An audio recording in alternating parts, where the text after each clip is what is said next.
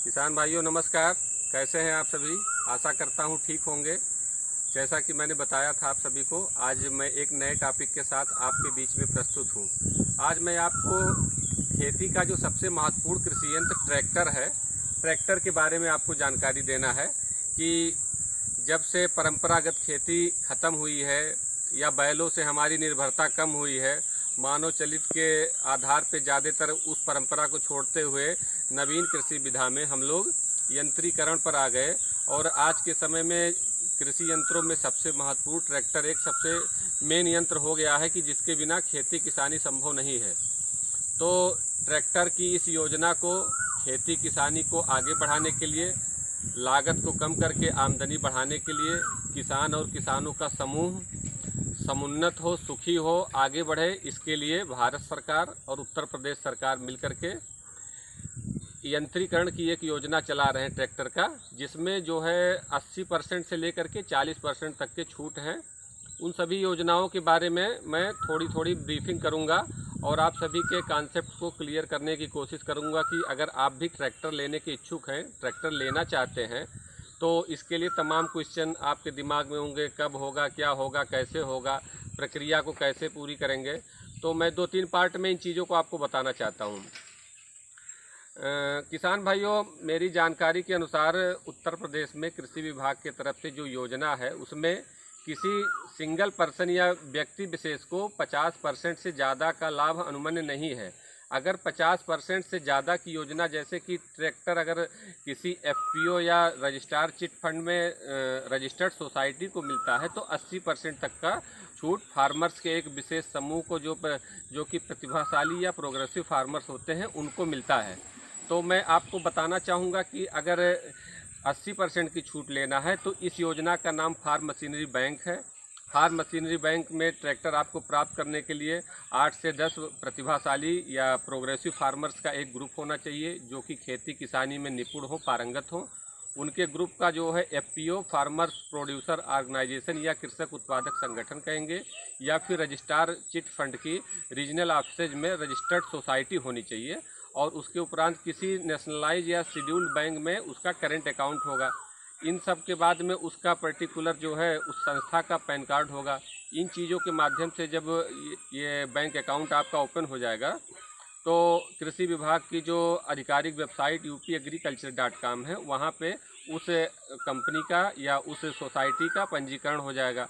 फिर जब उत्तर प्रदेश सरकार या तमाम अन्य प्रदेशों की सरकारें जब भी ये योजना तमाम वित्तीय वर्ष में लाती हैं तो फर्स्ट कम फर्स्ट सर्व के आधार पर प्रथम आवक प्रथम पावक में ऑनलाइन व्यवस्था से टोकन निकलता है। ये टोकन आप स्वयं के प्रयास से या ग्राहक सेवा केंद्रों या प्रगतिशील उद्यमियों की सहायता से आप निकाल सकते हैं।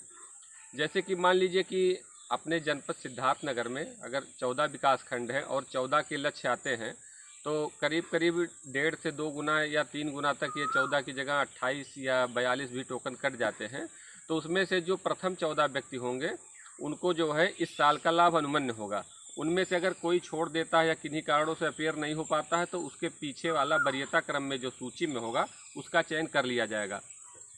जैसा कि आप सभी जानते हैं, मैंने 80% ट्रैक्टर पे छूट की बात की है। तो जैसे अगर 10 लाख तक की परियोजना है जिसका ये 12% जीएसटी स्लैब में आता है, इस पे 12% तक की जीएसटी है कृषि यंत्रों पे, तो 11,20,000 या यूँ कहें कि 11.5 लाख तक की योजना अगर है तो उस पर आपको 8 लाख रुपए का छूट मिल जाएगा।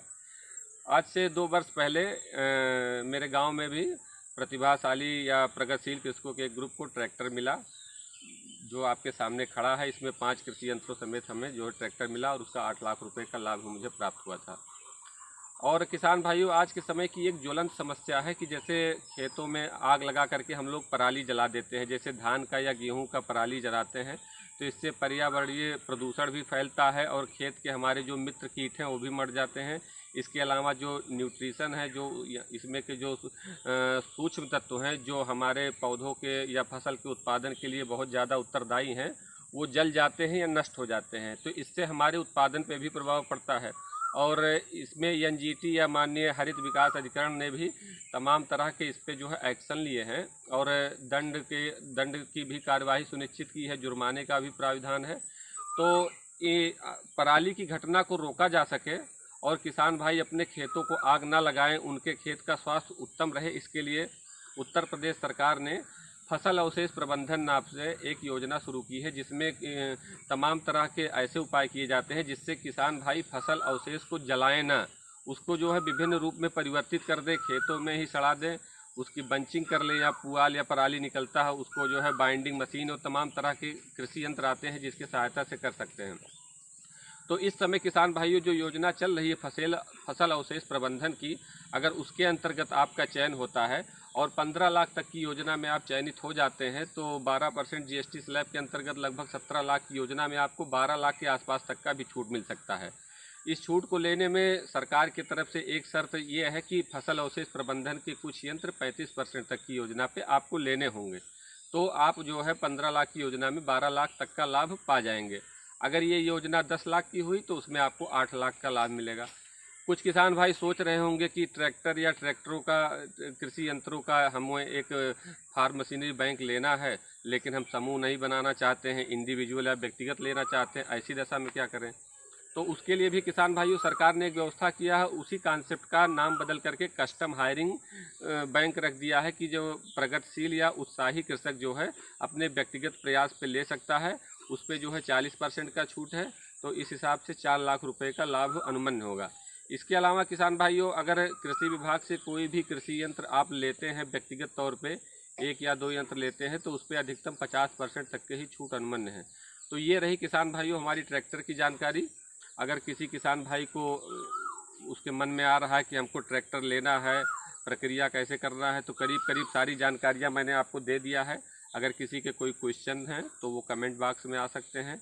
वीडियो को मेरे लाइक करें, सब्सक्राइब करें, और भी जो भी उत्साही कृषक हैं जिनको ट्रैक्टर लेना है या ऐसी विधा में रुचि रखते हैं, उन सभी को फॉरवर्ड करें ताकि ज्ञान का ये प्रवाह चलता रहे। आशा करता हूँ मेरा वीडियो आपको पसंद आया होगा। अगले किसी टॉपिक के साथ फिर आपसे मिलूँगा, तब तक के लिए किसान भाइयों नमस्कार।